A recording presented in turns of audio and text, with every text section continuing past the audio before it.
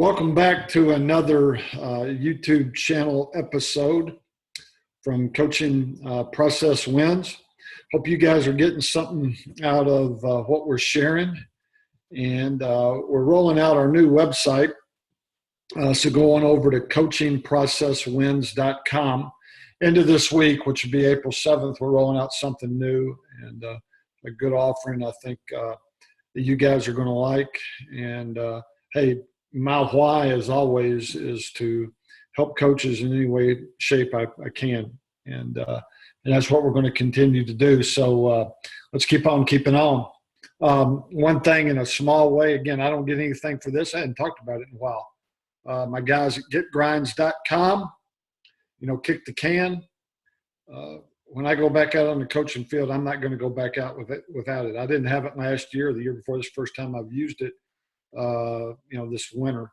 So, coming into spring and getting ready to football season in the fall, man, I'm going to have some getgrinds.com. Remember to put Coach's Choice 15 in there for your discount if you want it at getgrinds.com. I'm going to put wintergreen in.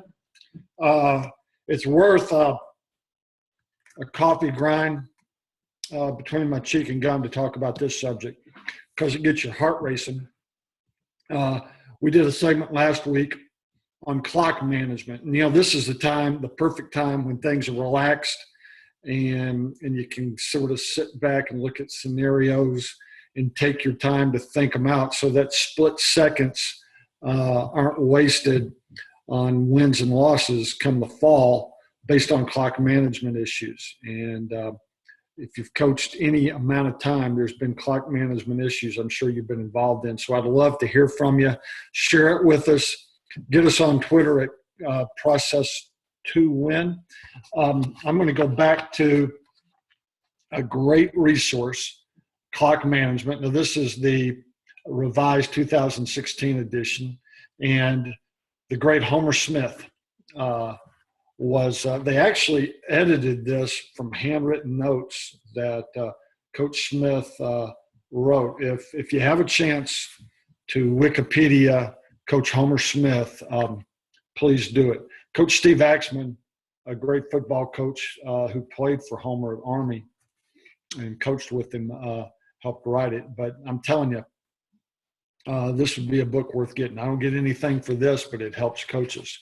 Here's what I want to talk about. And I don't want to quote this in terms of me butchering it in any way, shape, or form from a great man like Coach Smith. And I want to set up this video with a few of his statements, what this particular segment is going to be, and then we'll show some video. So stick with us. Using up excess time before scoring is how he titles it. Using up excess time before scoring. He says, at the end of either half, how do you both maximize your chances to score and limit your opponent's time to answer? Scoring is primary. Limiting his time is secondary. He goes on to highlight, when you're trying to score, you do not want to run out of time before you run out of downs. So here's, in my words, the basic scenario. Minute left in the game, you're down by a touchdown and an extra point, so you're down by 7, and you have no timeouts. You're in positive territory. Do you, A, work toward getting the touchdown immediately just to get the touchdown because you got to tie the game up, at least to take it into overtime? Or do you bleed the clock to where you score with very little time remaining? What Coach Smith is saying, when you're trying to score, you do not want to run out of time before you run out of downs. That's obvious. He goes on, and this is just a little side point, but I think it's pretty good, and especially if you have a retired guy on your staff or a real super fan, somebody that you really trust, that you can get on the sideline. Have a clock management specialist referring to numbers and telling you excess time.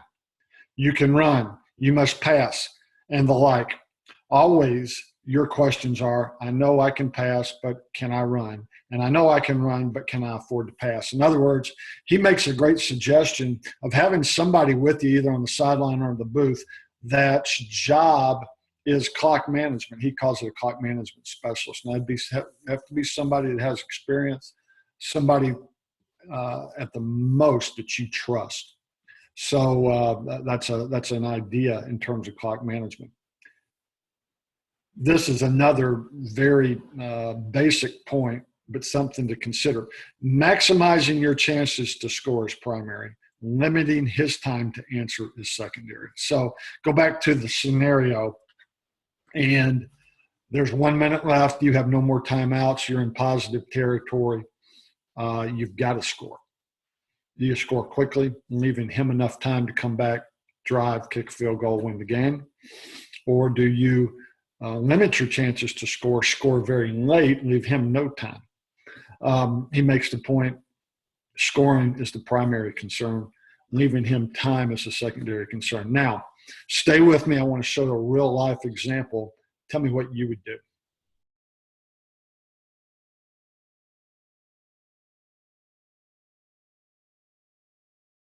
Let's take case in point of what Coach Smith was talking about and ask you the direct question. What would you do here? Let me paint the picture. We have the 2002 Super Bowl. It's the LA Rams, or the St. Louis Rams back then versus the New England Patriots.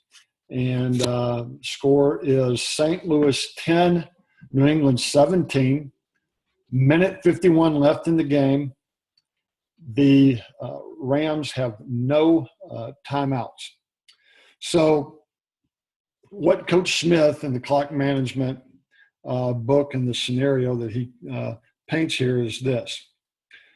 This is a little bit redundant on the first part. In the 2002 Super Bowl, the St. Louis Rams got a fourth quarter touchdown to tie, left the New England Patriots with enough time to get a field goal to win. Should the Rams have left them with less time? So he just painted a picture of what happened. So this scenario is, do the Rams score too early? You be the coach, you be the judge. Let's take first down. Ball's to negative 45. Ball's completed. Positive 45, positive 40. Looks like about the positive 41-yard line. Rams are out of bounds. Clock stops with a minute 42. Again, St. Louis is down. Let's go to first down again, about positive 41, 42. Rams get a swing pass there. Ball out of bounds for another first down. Minute 37 left in the game. Mike Martz is offensive coordinator there for the Rams. Bill Belichick, head coach. And Martz, it might even have been the head coach back then. Brilliant offensive coordinator back then for the Rams. Greatest show on turf.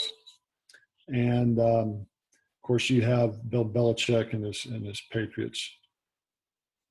Guy looks a lot younger then. Football age, you want it? Something that, before this last play goes on, again, Rams have to score. Tom Brady is a rookie, 1 minute, 37 seconds left. So, again, I paint the picture to you from Coach Smith. Do you take your time and score and leave them no time